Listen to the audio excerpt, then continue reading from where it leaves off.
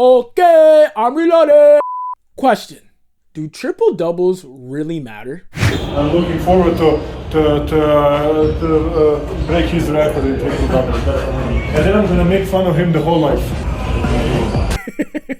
I mean, when you think of the triple-double, you think of Mr. Triple-Double, Russell Westbrook, the legend, Mr. Oscar Robertson, which was the original Mr. Triple-Double. And now in this new era of basketball, it's Nikola Jokic. We have been seeing an insane inflation of triple-doubles, just like the scoring inflation of the recent years.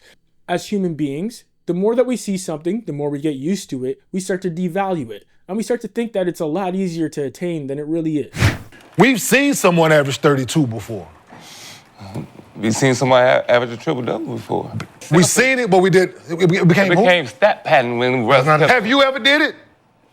I'm just saying. Have you ever did it? Stat pattern. Have you ever tried to patch your stats in that regard? Now Joker just Have you ever tried to patch your stats? Yep. And then how did that shit go for you? And how did that shit work out?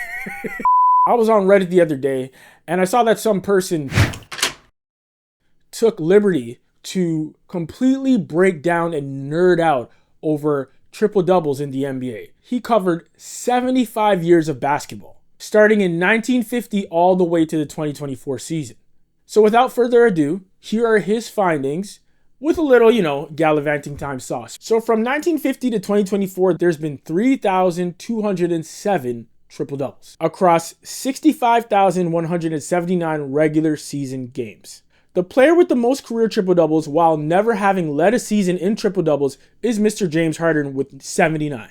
He's currently in 8th place all time when it comes to triple-doubles. But get this, since the 1980s, the leader in triple-doubles each season is probably considered an all-time great player. Literally, when we step back and look at all the triple-doubles that have been happening, the guys who are usually running the show that season, Nikola Jokic, Russell Westbrook, James Harden in his prime, LeBron James in his prime, Magic Johnson in his prime, Michael Jordan in his prime. These guys have all been Hall of Famers, NBA champions, or very, very close. So yeah, this pretty much tracks the entire existence of the NBA until you get to the 2014-2015 season.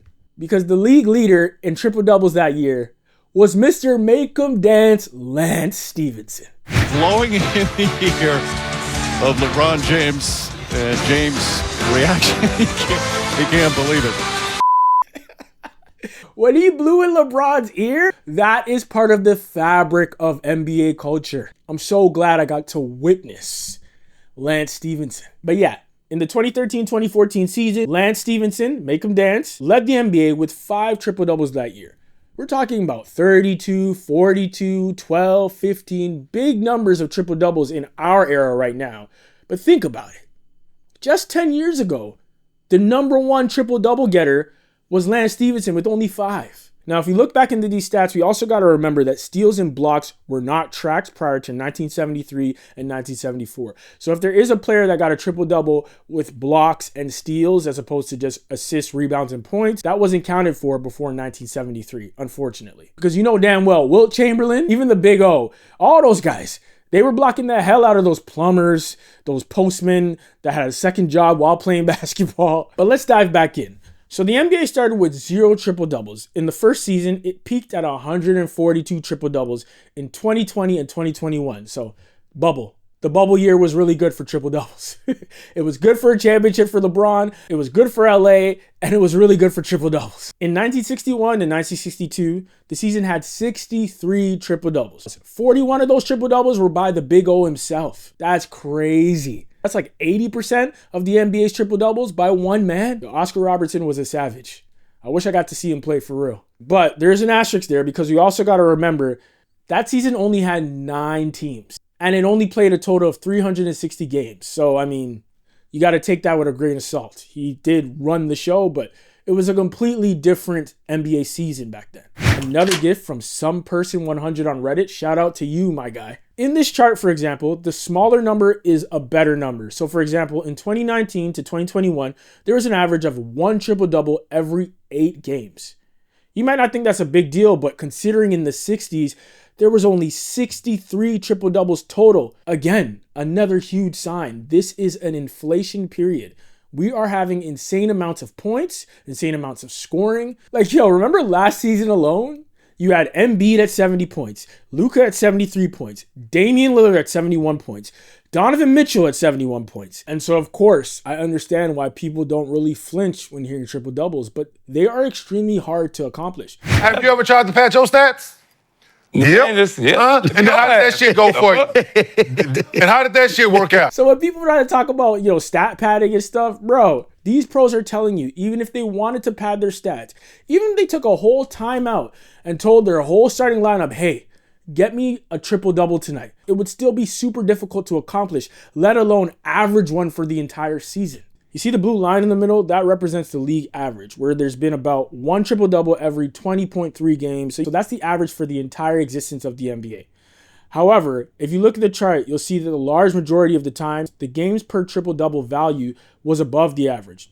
That's because there was about 3 times that brought the average down in history. First was the Oscar Robertson and Wilt Chamberlain era in the 1960s. And since the league was a lot smaller back then, having 1 or 2 players that could get all the triple-doubles brought the average down immensely.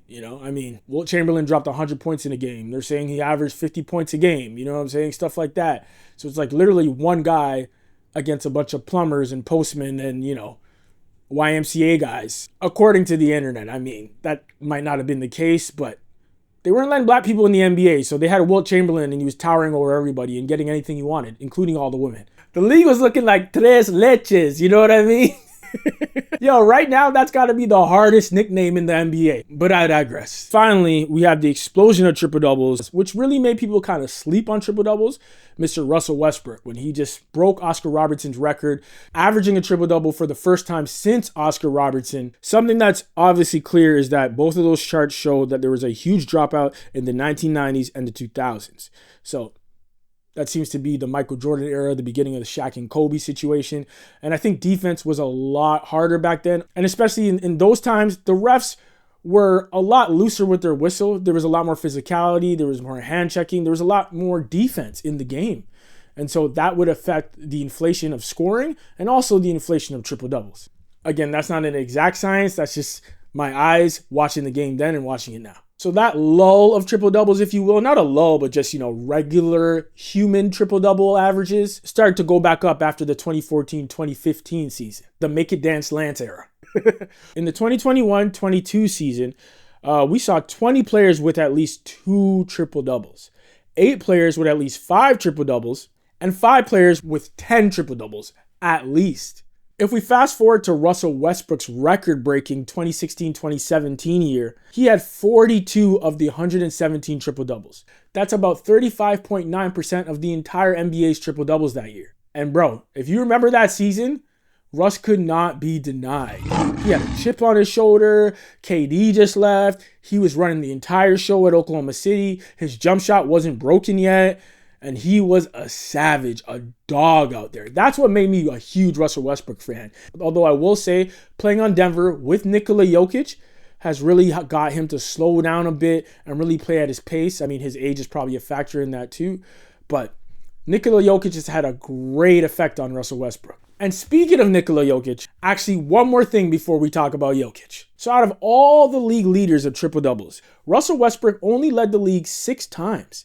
When you look at guys like Magic Johnson that led the league 10 times, Jason Kidd that led the league 11 times, that isn't that much. However, in those 6 seasons, Russell Westbrook did so much damage that now he's the #1 triple-double getter in NBA history with 202 and counting. And to put that in perspective, think about a player like LeBron James. He's 40 years old, has had the longest longevity of anybody in NBA history when it comes to somebody playing at this level with this type of health. And he's such a complete player, he scores and assists and everything like that. And still, LeBron only has 122 triple-doubles.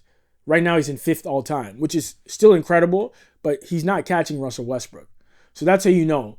Those 6 seasons, he was playing out of his skull. But okay, Nikola Jokic, the Serbian giant. Where does he fit in all this? Nikola Jokic is currently 3rd all-time with 159 triple-doubles. He led the league in them 2 times, once in 2021 and in 2023. And let's just say 4 times because he is leading by a mile this season. In Jokic's last 8 seasons, he's had 29 one year, 25 another year, 29 again, 19, 16, 13, 12, and 10.